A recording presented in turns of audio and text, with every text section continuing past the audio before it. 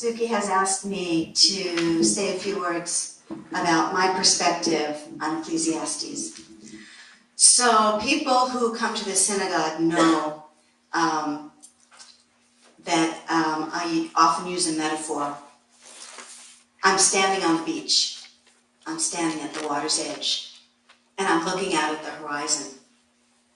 And the people who were born before me are standing way up there on the dune. They can't see as far a horizon as I can see. And the people who are younger than I am, the bar bat mitzvah kids, the 12-year-olds who I teach, they're standing out in the water and they can see a farther horizon. So what has this to do with Ecclesiastes? I see it as, along with its sister work, Job, as almost a very un-Jewish book.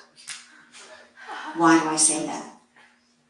Well, the Torah starts, Bereshit bara Elohim et hashamayim ve'et haaretz.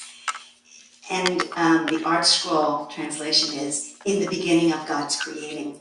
And someone, another rabbi has said, we can translate this as, in a beginning. The beginning of the Torah is very, very important because God says to us, we're starting here and we're walking forward. We are making progress. We are perfectible. You, humans, are perfectible. And we're going to go forward together.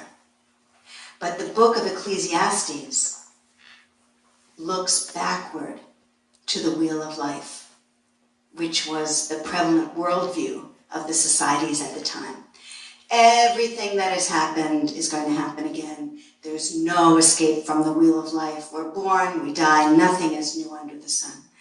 The Torah stands for something very different. The Torah stands for what has come to be the Western orientation toward life. The belief in progress, the belief in using our intelligence and beyond in the service of our becoming something greater than what we are now. The book of Ecclesiastes asks very, very deep questions. What is the good life? How should one live? Is the spiritual life superior to the material life? How do they fit together? And many other questions. And from my perspective, I can see King Solomon standing at the water's edge, looking out into the horizon.